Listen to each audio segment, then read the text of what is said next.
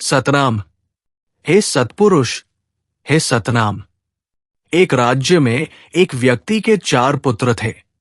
उस व्यक्ति के तीनों पुत्र बहुत ही ज्यादा मेहनती और अपने पिता के भरोसेमंद थे। वो उनके पिता के हिसाब से किसी भी कार्य को करने में सक्षम थे। लेकिन चौथा पुत्र बहुत आलसी और कामचोर था। वो उनके पिता के हिसाब से किसी काम को नहीं करता था। वो अपनी ही शुद्ध में मगन रहता था। अपने इस पुत्र के इस स्वभाव के कारण उनके पिता और उनके भाई बहुत ही ज्यादा परेशान रहा करते थे। उसके भविष्य के लिए काफी चिंतित और हताश थे।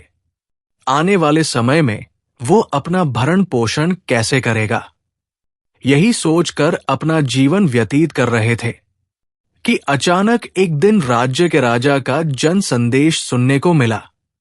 उस राज्य के राजा का एक भी संतान नहीं था।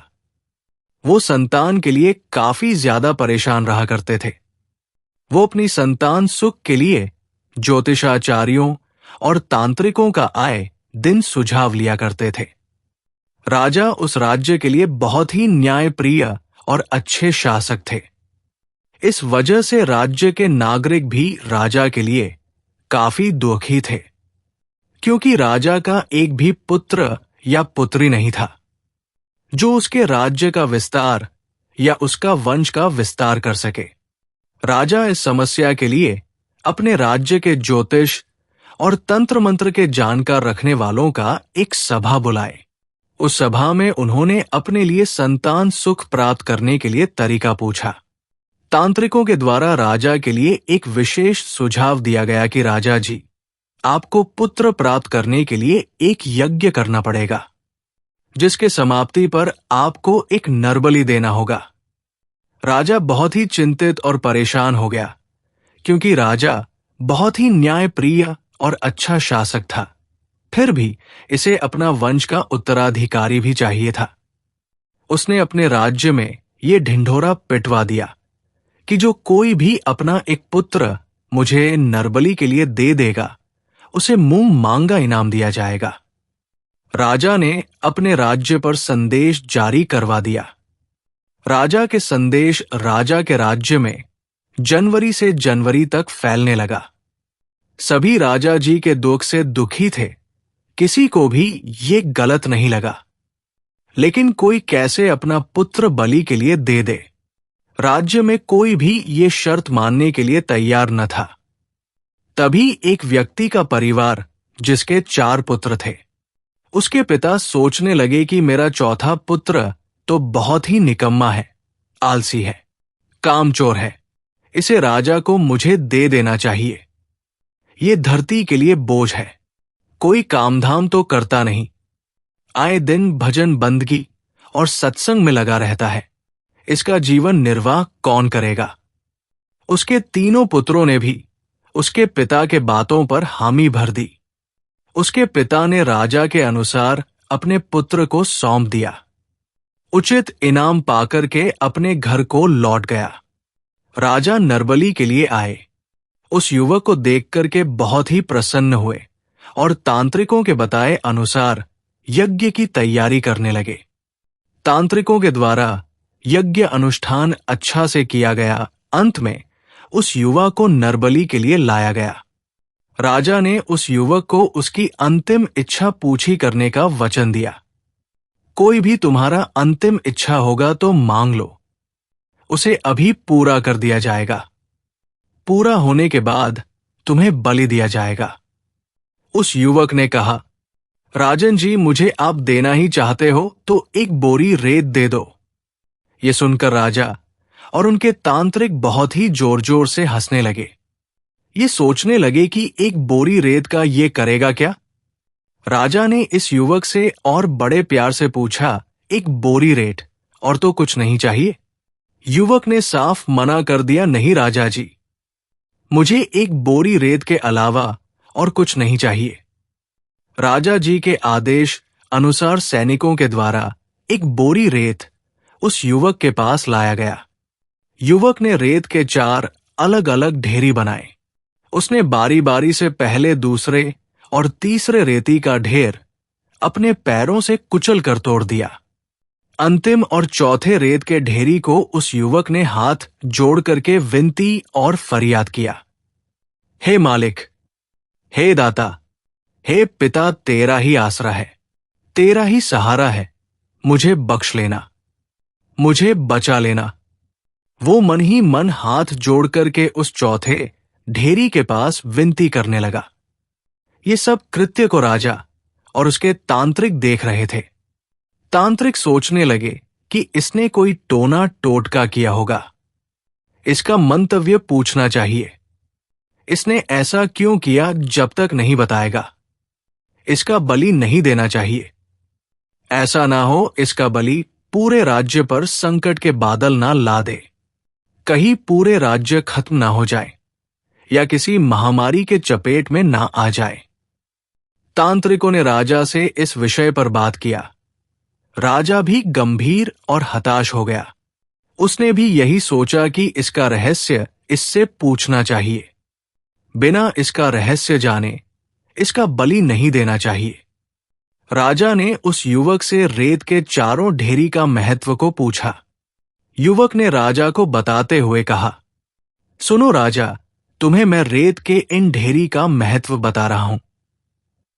पहले ढेरी का मतलब मेरे माता पिता और भाइयों से था, जिनके लिए मैं कोई मतलब का ना रहा। इनके अंदर में मेरे लिए कोई भी दया भाव या प्रेम नहीं है। इस कारण से मेरे पिता और भाइयों के द्वारा आपको मुझे नरबली के रूप में दे दिया गया है। ऐसा परिवार भला मेरा परिवार कैसे हो सकता है, जिन्हें मेरा कोई चिंता और मोह ही ना हो। इस कारण मैं रेत के पहले ढेरी को अपने पैरों से कुचल कर तोड़ दिया।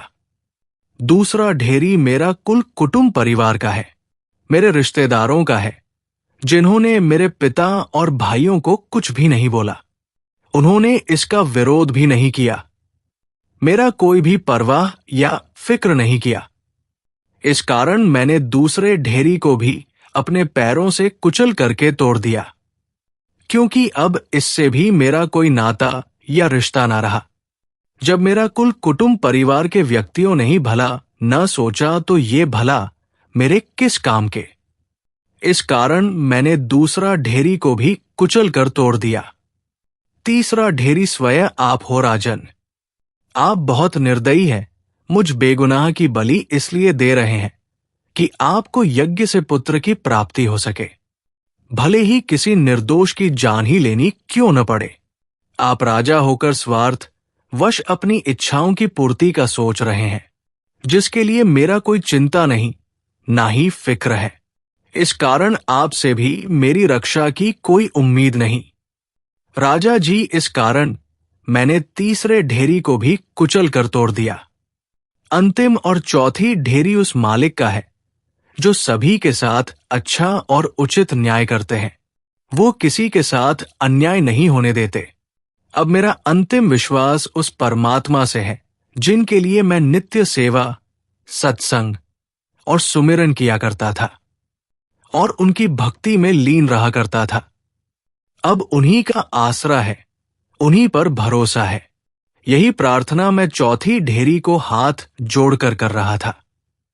राजा जी, अब आप मेरा बलि ले सकते हैं। आपको तो अब ढेरी का रहस्य भी पता चल गया। आपको जैसा उचित लगे वैसा कीजिए। राजा जी मन ही मन ये सोचने लगे कि ऐसा होनहार और परमात्मा प्रेमी का बलि देना उचित नहीं होगा। बलि के उपरांत मेरा जो संतान होगा वो पता नहीं कैसे होगा। अच्छा आचरण वाला होगा या खराब आचरण का होगा। राजा मन ही मन चिंतित होने लगा और तांत्रिकों से इस विषय में चर्चा भी किया। तांत्रिकों ने भी इसका सही और उचित मार्ग ना जान पढ़ने को कहा।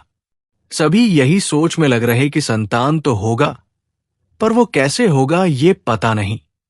उसका आचरण कैसे होगा, व्यवहार कैसे होगा, उनको कोई ज्ञात न हो सका। तभी राजा ने कहा, मुझे अपने वंश के विस्तार के लिए उत्तराधिकारी चाहिए था, तो क्यों ना इसी लड़के को अपना लिया जाए। सभी राजसभा के सदस्यों के द्वारा विचार विमर्श करके उस लड़के को अपना लिया गया। उस सच्चे और अच्छे लड़के को उसके सत्संग और सेवा सुमिरन के फलस्वरूप परमात्मा ने बख्श दिया।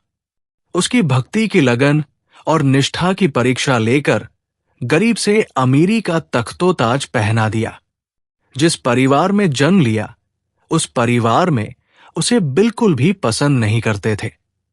कामचोर और निकम्मा कहते थे, लेकिन वो उस सत्पुरुष पिता की भक्ति में हमेशा लीन रहता था। सेवा, सत्संग और सुमिरन में कभी कोई कमी नहीं करता था।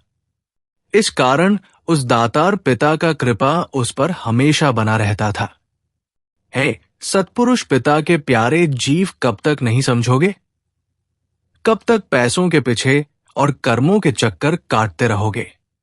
उस शाश्वत सत्य परमात्मा को श्वास रहते ही जान जाओ और नितांत चलिया रही जरा, और मरण नाम की बीमारी से अपने आप को मुक्त करा लो।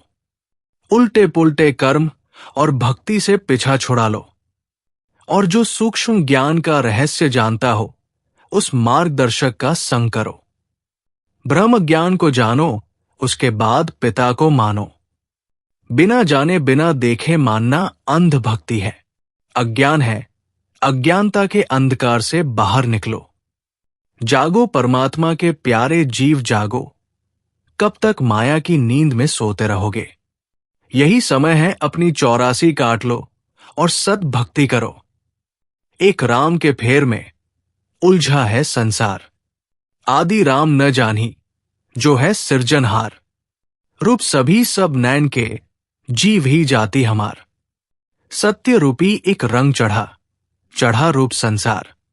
ये सत संदेश आदरणीय बाबा करमदास कुर्रे जी के द्वारा मुझ मंद बुद्धि को बताया गया था, जिसे आप लोगों के समक्ष कर रहा हूं। कुछ त्रुटि हो तो बाबा जी माफ कर उभ्यता का आशीर्वाद दे।